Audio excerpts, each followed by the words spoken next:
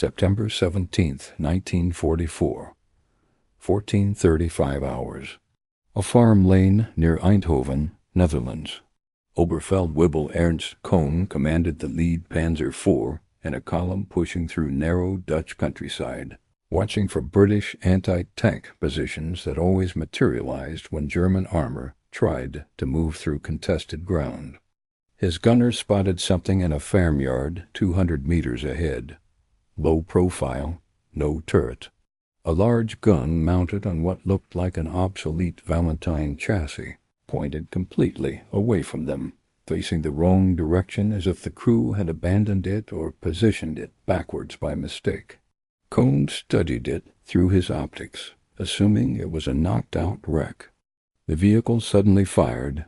The muzzle flash came from the rear-facing gun, and Kohn had perhaps half a second to process that this made no sense before the 17-pounder round punched through his Panzer's frontal armor and killed his gunner instantly. Through clearing smoke, wounded and deafened, he watched the British vehicle reverse at impossible speed and vanish behind the farmhouse before his surviving crew could respond. The entire engagement lasted 5 seconds. One German tank destroyed, and an enemy vehicle that had fired while facing away then escaped backwards before retaliation was possible. If World War II's wild innovations intrigue you, hit like and subscribe for more untold battlefield stories. Comment where you're watching from, and tell us if the Archer was new to you. Kohn survived his wounds and was captured 2 weeks later when British forces overran his field hospital. During interrogation, he kept returning to the vehicle that destroyed his tank. It fired backwards, he told the British intelligence officer. The gun faced the wrong way, but it shot at us perfectly. Then it just reversed away like that was normal. What kind of tank runs away backwards? The officer's answer was simple. It's not a tank. It's an Archer, and the gun faces backwards deliberately. That's the whole point. In that moment, Kohn understood something that would haunt him for the rest of his life. The British hadn't just built a better tank. They'd abandoned every conventional assumption about how armored vehicles should fight, and in doing so, they'd created something the Wehrmacht had no doctrine to counter. By mid-1943, British armored forces faced a crisis that threatened to cost them the war. German armor had evolved faster than British tank development could match. Panthers could engage British tanks at ranges where British guns couldn't penetrate German armor. Tigers could destroy entire British tank squadrons from positions where return fire was ineffective. Even upgraded Panzer IVs with long 75mm guns outranged most British tank weapons by 200 meters or more. The numbers told a brutal story. A Panther's frontal armor was 100 millimeters thick, sloped at 55 degrees, giving it effective protection, equivalent to 140 millimeters of vertical plate. British Cromwell tanks mounting 75mm guns could only reliably penetrate 80 millimeters at 500 meters. Sherman Fireflies with 17-pounder guns existed, but production was limited. British tank crews were dying because they had to close to suicidal ranges before their weapons became effective, and German gunners were killing them long before they reached those ranges. The solution existed. The 17-pounder anti-tank gun could penetrate 130 millimeters of armor at 1,000 meters, enough to kill Panthers frontally and Tigers from the side. The gun fired a 3-kilogram projectile at 884 meters per second, generating kinetic energy that could defeat any German armor at reasonable combat distances. Towed 17-pounders proved devastatingly effective when they survived long enough to fire.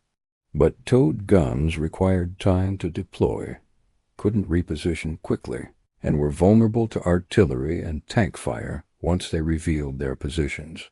British planners needed the 17-pounder mounted on a mobile platform that could move quickly, engage effectively, and survive on the modern battlefield. The engineering challenge seemed insurmountable. The 17-pounder was enormous, 3.9 meters long without the muzzle brake, weighing over 1.5 tons.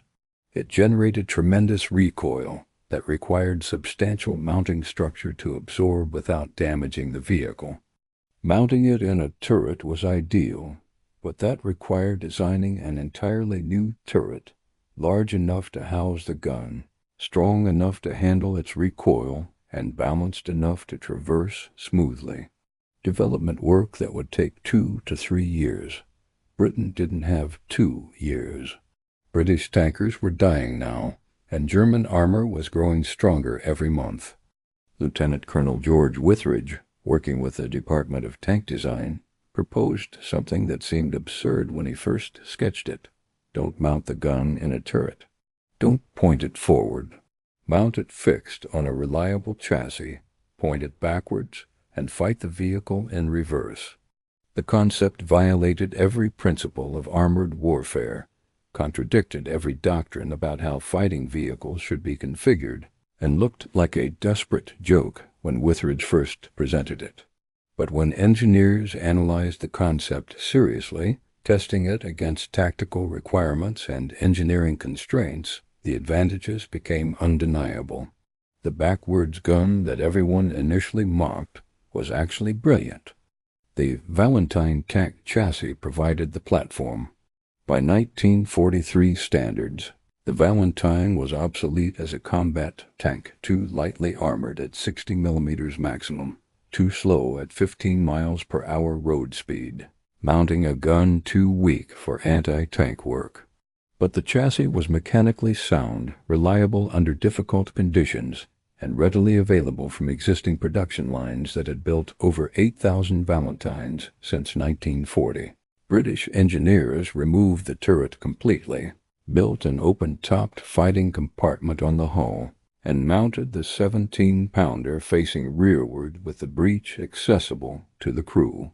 The vehicle would fight by positioning itself facing away from the enemy, firing, then immediately reversing to escape. The crew of 4 would operate entirely in reverse, using prepared withdrawal routes as their primary survival mechanism. Captain James Holden, assigned to evaluate the prototype in early 1944, later wrote in his after-action report, "My initial reaction was that someone in the War Office had lost their mind. The gun points backwards. The crew fights facing the rear. The entire concept seems designed to make us look incompetent. But after 2 weeks of field trials, I understood. The Archer isn't trying to be a tank. It's an ambush predator that kills and vanishes before the enemy can respond. The backwards gun isn't a flaw, it's the entire tactical concept." The first production Archers rolled off assembly lines in March 1944. Vehicle stood just 2.1 meters tall, substantially lower than any contemporary tank. It weighed 15 tons, light enough to use existing bridges and maintain reasonable mobility on soft ground. The fighting compartment was open-topped, providing no overhead protection, but allowing crew to abandon the vehicle quickly, if necessary. Ammunition stowage was limited to 39 rounds of 17-pounder ammunition, requiring careful fire discipline. Maximum reverse speed was 12 miles per hour, faster than most tanks could reverse, but slower than forward speeds on conventional vehicles. British crews selected for Archer training arrived expecting to drive normal self-propelled guns. When they saw the vehicles for the first time, many thought they were looking at equipment that had been assembled incorrectly or was being used for spare parts. Sergeant Robert Mitchell, assigned to the 42nd Anti-Tank Regiment, later recalled, "We thought they were having us on." The gun faced backwards. The driver sat at the front, but we'd fight facing the rear. It looked like someone had built the entire vehicle wrong. Then they explained the tactical concept, and suddenly it made perfect sense. We weren't supposed to fight like tanks. We were supposed to kill German armor before they even knew we were there, then vanish. Training doctrine emphasized that the Archer was not a tank and could not fight like one. It was an ambush weapon that succeeded through surprise, accurate fire, and immediate withdrawal. Crews learned to select firing positions with multiple prepared escape routes, farm lanes with rear exits, forest edges with tree cover behind them, urban positions with adjacent buildings or streets allowing rapid displacement. The vehicle would wait in concealment until German armor presented favorable targets, fire 1 or 2 shots maximum, then reverse immediately into prepared cover before German forces could organize return fire. The tactical advantages became apparent during training exercises. Conventional self-propelled guns had to turn their entire vehicle to disengage after firing, a maneuver that took 8 to 12 seconds and exposed their more vulnerable side and rear armor to enemy fire. The Archer simply reversed away at full speed while maintaining its most heavily armored aspect, the frontal 60 millimeters toward the enemy. The vehicle was already positioned for rapid escape before it even fired. The psychological effect was significant. German tank commanders trained to recognize threats by turret movement and gun orientation found the Archer's configuration deeply confusing at tactical ranges. Lance Corporal David Fraser, serving as an Archer gunner, described the training evolution. At first, fighting backwards felt completely unnatural. Every instinct said to face the enemy, advance toward them, hold ground after firing. But after practicing the drill 50 times, it became instinctive. Identify target. Range. Fire. Reverse immediately while the round is still in flight. Don't wait to see if you hit. Don't attempt a second shot. Just reverse into cover and relocate. The gun's accuracy meant if you ranged correctly and fired properly, you hit. Waiting around to confirm just got you killed. The 17-pounder's ballistic performance gave crews confidence to engage the heaviest German armor. At 500 meters, a typical engagement range in Western European terrain, the gun could penetrate 150 millimeters of armor plate. This was sufficient to defeat Panther frontal armor if the shot struck well, and more than adequate against Panther side armor or any aspect of Panzer IV armor. Tigers were vulnerable from the sides and rear. Even the massive Tiger II could be damaged by well-placed shots against side armor or the turret ring. Archer crews knew that if they achieved surprise and fired accurately, they could kill anything the Wehrmacht fielded. The limitations were accepted as necessary compromises. The vehicle was slow with maximum road speed around 20 miles per hour, making strategic redeployment time-consuming. The open fighting compartment provided no overhead protection from artillery fragments or small arms fire, requiring crews to operate with constant awareness of infantry threats. The crew of 4 worked in desperately cramped conditions, with the massive gun breech dominating the interior space. Ammunition stowage of 39 rounds meant resupply was necessary after extended engagements. Vision was limited, with the driver facing forward, with the fighting crew facing rearward, requiring careful coordination and communication. Yet these drawbacks mattered less than the fundamental advantage, the ability to kill heavy German armor from ambush positions and escape before German forces could respond effectively. British tactical doctrine classified the Archer as a defensive weapon, but crews quickly discovered it enabled offensive operations by allowing infantry to advance with confidence that German armor counterattacks could be defeated. The psychological effect on German forces proved as valuable as the vehicle's actual kill ratio. The Archer entered combat in Normandy in late July 1944, assigned to anti-tank regiments supporting British and Canadian infantry divisions. The bocage terrain, dense hedgerows, sunken lanes, limited sight lines, and restricted movement corridors proved ideal for the vehicle's ambush tactics. German armor advancing through hedgerow country encountered what appeared to be abandoned British vehicles in farm lanes and field edges, positioned facing away from the direction of German advance. When German commanders approached to investigate or bypass these apparent wrecks, 17-pounder rounds would strike from the rear-facing guns, followed by the abandoned vehicles reversing rapidly into hedgerows or around buildings. German tank commanders reported being engaged by enemy vehicles they never clearly saw and couldn't pursue effectively because the British vehicles simply vanished backwards. One engagement near Comont demonstrated the Archer's tactical effectiveness with brutal clarity. A British infantry position came under attack from 5 Panzer IVS and 2 Stu G3 assault guns advancing through typical bocage terrain. 3 Archers from the 42nd Anti-Tank Regiment had positioned themselves in farm buildings along the German line of advance 3 hours earlier, selecting positions with clear reverse routes and multiple displacement options. The crews waited in absolute silence as German armor approached, allowing the enemy to close to 250 meters before engagement. The first Archer destroyed the lead Panzer IV with a single shot through the frontal armor, then reversed through a barn and exited behind it into a sunken lane within 4 seconds. The second Archer engaged a Stu G3, attempting to locate the first gun's position, penetrated its side armor at 200 meters, then reversed into a hedgerow where the vehicle became invisible to German observation.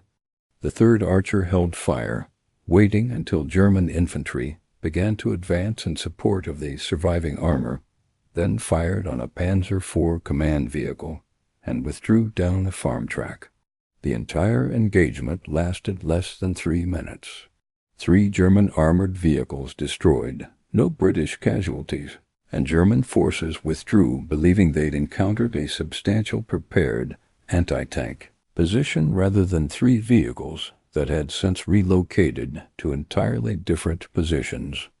The psychological impact on German crews was profound and cumulative. Wehrmacht tankers were accustomed to British anti-tank guns that revealed their positions when they fired and remained in place for follow-up shots, allowing German armor to suppress them with return fire or maneuver to flank them. The Archer shoot and scoot tactics created persistent uncertainty. German armor advancing through contested terrain had to treat every suspicious position as a potential Archer ambush, slowing their advance and disrupting their tactical cohesion.